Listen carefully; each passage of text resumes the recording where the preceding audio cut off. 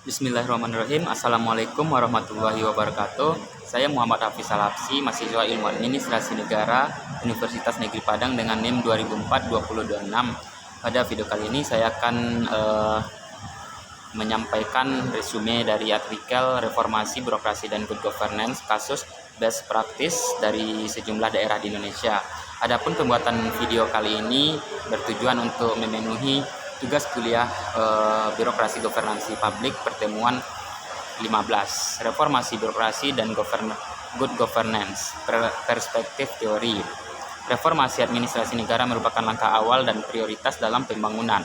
Administrasi negara menjadi sektor pembangunan sekaligus menjadi instrumen penting pembangunan.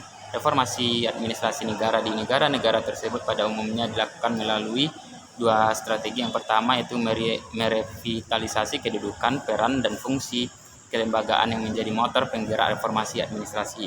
Yang kedua, menata kembali sistem administrasi negara baik dalam hal struktur, proses, sumber daya manusia, serta relasi antar negara dan masyarakat. Beberapa isu dan agenda yang tengah berkembang dalam kaitan dengan reformasi birokrasi. Yang pertama itu modernisasi manajemen kepegawaian. Yang kedua, restrukturisasi, downsizing, right-sizing, perubahan manajemen dan organisasi. Yang ketiga, rekayasa proses administrasi pemerintahan. Yang keempat, anggaran berbasis kinerja dan proses perencanaan yang partisipatif. Yang kelima, hubungan-hubungan baru antara pemerintah dan masyarakat dalam pembangunan dan pemerintahan. Ketiadaan komitmen dan paradigma tentang peran, kedudukan, dan fungsi administrasi negara dalam pembangunan negara telah menjadi penyebab reformasi birokrasi di Indonesia tidak memiliki visi atau kehilangan ruh dan berjalan sangat sporadis. Modernisasi dan reformasi birokrasi dapat meliputi aspek eksternal dan internal.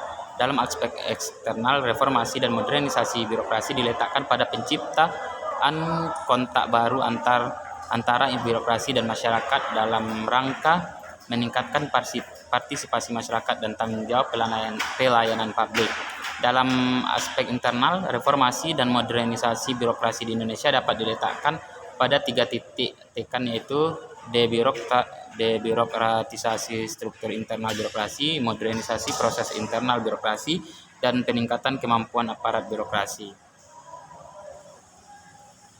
Kemudian good governance. Konsep good governance menurut Stoker pada tahun 1998 merujuk kepada pengembangan dari gaya pemerintah di mana batas-batas antara dan di antara sektor publik dan sektor privat menjadi kabur. Terminologi governance dengan demikian merupakan tradisi, institusi, dan proses determinasi penyelenggaraan kekuasaan negara yang melibatkan masyarakat dalam pengambilan keputusan serta berdasarkan kepada kepentingan publik. Dapat disimpulkan bahwa konsep good governance meliputi pemerintah atau negara yang berdasarkan kepada hukum, transparansi, akuntabilitas, reliabilitasi informasi, serta efisiensi dalam manajemen pemerintahan. Hubungan material reformasi birokrasi dan good governance. Upaya penciptaan good governance sangatlah dipengaruhi oleh adanya komitmen dan national leadership. Ada dua arah yang harus dituju oleh komitmen dan national leadership dalam penciptaan good governance di Indonesia. Pertama, komitmen untuk melakukan modernisasi birokrasi, dan yang kedua, komitmen untuk menegakkan hukum bagi setiap pelanggaran birokratis, mulai dari maladministrasi, korupsi, kolusi, dan nepotisme. Penciptaan good governance dimaksudkan untuk meningkatkan akuntabilitas, responsivitas, dan transparansi dalam penyelenggaraan pemerintahan dan negara. Dari upaya penciptaan good governance terletak pada reformasi birokrasi. Akuntabilitas dalam birokrasi dimaksudkan bahwa setiap aktivitas dan penggunaan dana yang dilakukan oleh pemerintahan untuk kegiatan pemerintahan dan pembangunan harus dapat dipertanggungjawabkan. Otonomi daerah, pendorong good governance. Konsepsi desentralisasi politik dapat dipahami sebagai pendelegasian kewenangan dan tugas-tugas pemerintahan kepada unit-unit pemerintahan di daerah yang memiliki independensi terhadap pemerintahan pusat. Desentralisasi politik menurut definisi tersebut memiliki 5 karakter. Pertama, unit desentralisasi harus memiliki otonomi dan independensi. Yang kedua, unit desentralisasi memiliki batas-batas teritorial yang ditentukan secara legal formal.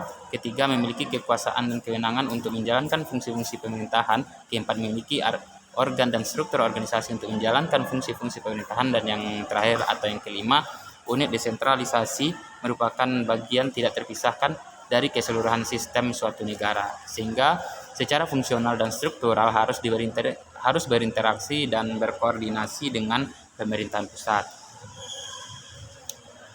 Yang selanjutnya yaitu kasus reformasi di sejumlah daerah, yakni di Kabupaten Jembrana dan Kabupaten Sragen. Yang pertama, di Kabupaten Jembrana, dalam konteks reformasi birokrasi dan good governance, terdapat sejumlah program inovasi di Kabupaten Jembrana yang layak dan patut dicontoh oleh daerah lainnya di Indonesia.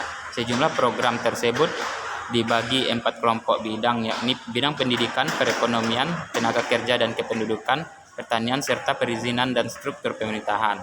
Dalam bidang pendidikan terdapat 5 program, yaitu pembebasan biaya sekolah SD, SMU, negeri, dan program beasiswa untuk siswa SD sampai SMA. Dalam hal pembangunan atau perbaikan gedung sekolah negeri, baik berupa ruang kelas baru atau ruang penunjang lainnya, maka pola yang dipilih untuk dilaksanakan adalah melalui pola block grant, bukan proyek seperti yang selama ini biasa dilakukan di daerah-daerah lainnya. Dalam bidang perekonomian, tenaga kerja, dan kependudukan, terdapat 9 program, yaitu dana bergulir, pemberian alat kerja kepada kelompok masyarakat, pelatihan dan penempatan kerja di kapal pesiar, pelatihan dan pengembangan kerja di Jepang, info bursa tenaga kerja di Dinas Kependudukan, pembebasan biaya pembuatan KTP dan akte kelahiran, undian berhadiah KTP, serta asuransi kematian bagi pemegang KTP.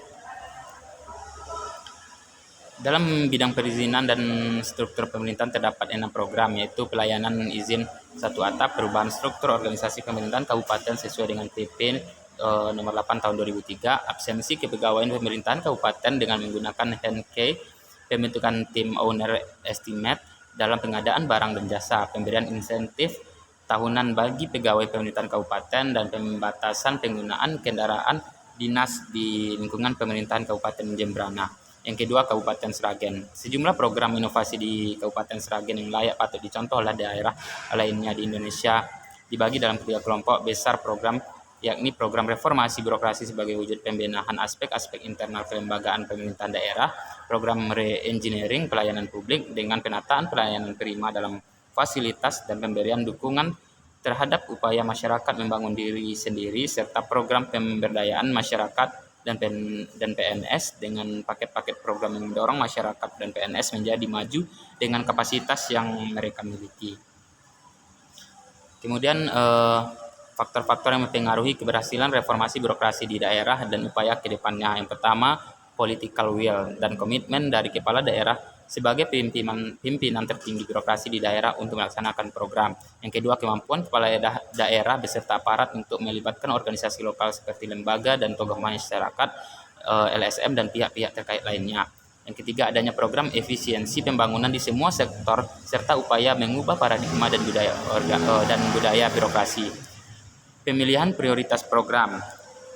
Keberhasilan dari program juga ditentukan oleh keberpihakan program-program tersebut terhadap kebutuhan masyarakat. Dan yang kelima, peranan kepemimpinan. Peranan kepemimpinan merupakan faktor yang sangat menentukan, karenanya yang perlu dilakukan untuk dapat mendorong reformasi birokrasi dan good governance di daerah. Mungkin sekian dari penjelasan atau penyampaian dari resume artikel untuk tugas bertema 15. Jika ada salah, saya mohon maaf. Wabillahi taufiq wal hidayah. Wassalamualaikum warahmatullahi wabarakatuh.